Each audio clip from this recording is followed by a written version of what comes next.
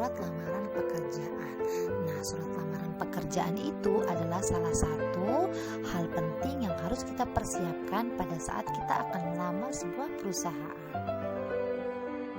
Nah, yang pertama akan kita jelaskan adalah tentang definisi surat.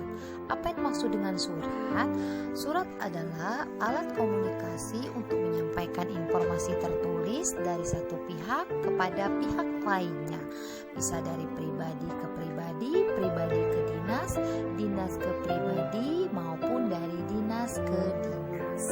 Ya, jadi banyak pihak yang menggunakan surat sebagai alat komunikasi atau penyampai informasi dalam bentuk tulisan.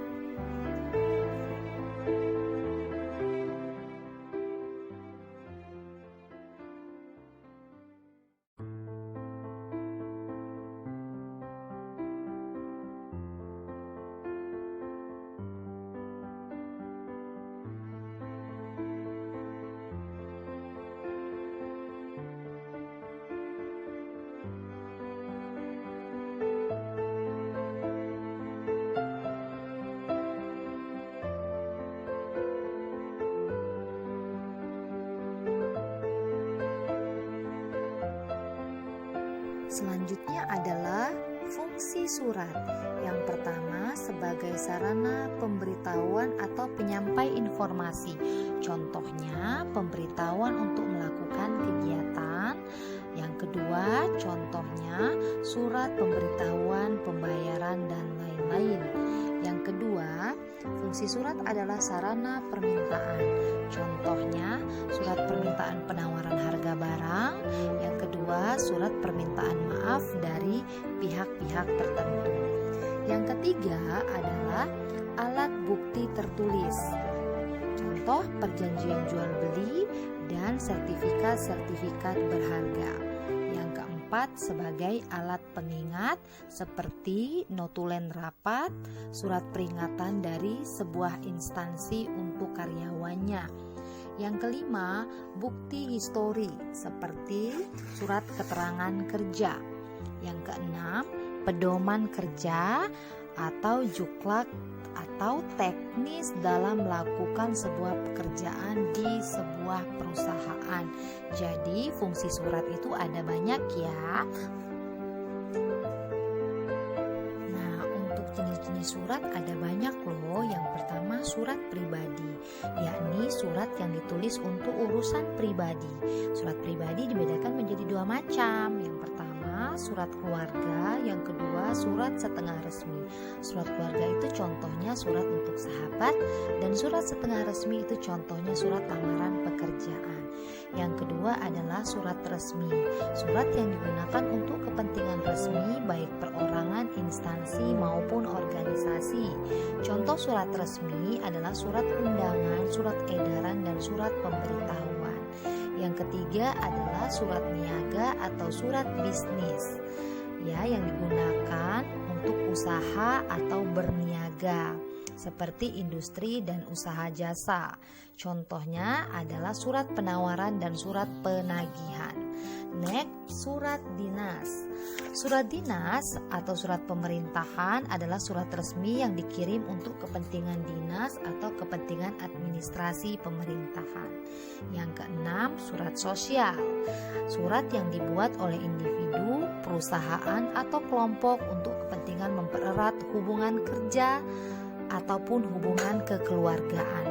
Contohnya surat sosial lingkup hubungan masyarakat dan surat sosial lingkup hubungan bisnis. Selanjutnya surat lamaran pekerjaan adalah surat yang dibuat dan dikirim oleh seseorang yang ingin bekerja di sebuah kantor, perusahaan ataupun instansi tertentu. Yang ketujuh adalah surat elektronik. Adalah surat yang pengirimannya berbasis pada penggunaan internet. Untuk mengakses email, kamu dapat memilih salah satu dari kedua cara berikut. Yang pertama dengan menggunakan browser seperti Internet Explorer ataupun Mozilla Firefox. Yang kedua email berbasis browser biasanya menyediakan layanan secara gratis. Contohnya Yahoo Mail dan Gmail. Untuk menggunakannya, pengguna haruslah dalam keadaan online. Ya. Kedua, dengan program pengakses email seperti Microsoft Outlook. Dengan program tersebut, pengguna tidak harus selalu membuka internet untuk membuka email yang ada. Nah, jenis surat itu ternyata ada banyak ya, tetapi fungsi dan penggunaannya harus disesuaikan dengan apa yang kita inginkan, harus disesuaikan dengan tujuan. Oke? Nah, sekarang kita masuk ke inti pembelajaran kita, yaitu surat lamaran pekerjaan. Nah, surat ini merupakan surat resmi yang bersifat pribadi. Surat resmi ini dibuat individu dan ditujukan kepada instansi tertentu dengan harapan dapat diterima sebagai karyawannya. Nah, untuk pembuatan surat lamaran itu sendiri bisa dibedakan menjadi dua macam. Pertama, bisa digabung dengan CV atau riwayat hidup, dan yang kedua bisa juga dipisahkan dengan riwayat hidup. Oke, yang digabungkan disebut model gabungan dan yang dipisahkan disebut surat lamaran model terpisah. Nah, untuk kalian sebagai pelamar boleh pilih yang mana saja ya yang kira-kira sesuai dengan pilihan kalian. Oke.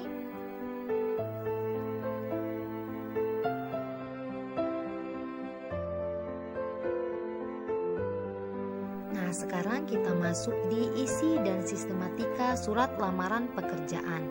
Yang pertama, tempat dan tanggal pembuatan surat. Contoh, Jakarta 10 Juli 2020. Bisa dilihat ya, J dari kata Jakarta dan dari J bulan Juli itu ditulis kapital. Yang kedua adalah lampiran. Apa saja yang dilampirkan? Bisa dilihat pada slide.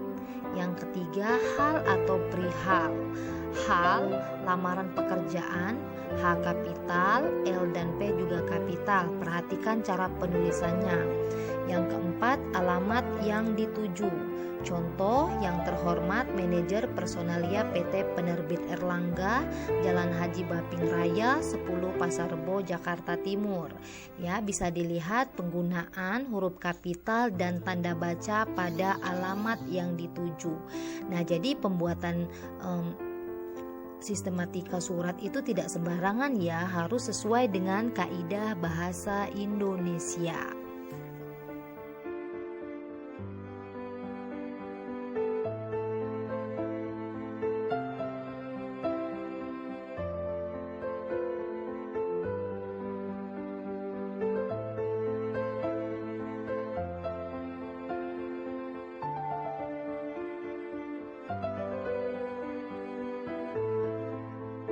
Selanjutnya adalah salam pembuka. Contoh, dengan hormat. D huruf kapital, H huruf kecil, dan diberi tanda baca koma. Yang keenam, isi surat. Ya, A alinea pembuka. Contoh, saya memperoleh informasi dari, di sini kita contohkan Tribun Batam 20 Mei 2020. Sumber koran, internet dan media sosial lainnya tergantung dari mana kita mendapatkan informasi. Tapi jangan lupa ditulis tanggalnya ya, yang menyatakan bahwa perusahaan ini yaitu kita ambil PT Dwi Karya sedang membuka lowongan pekerjaan untuk posisi titik-titik, misalnya marketing manajemen. Oleh karena itu, saya bermaksud untuk melamar sebagai posisi tersebut. Nah, posisi tersebut itu adalah posisi yang ditawarkan oleh pihak perusahaan atau posisi yang kita inginkan. Nah, di sini dalam pembuatan alinea pembuka itu harus menggunakan kalimat yang efektif dalam penulisan kalimatnya. Oke, bisa dipahami sampai di sini?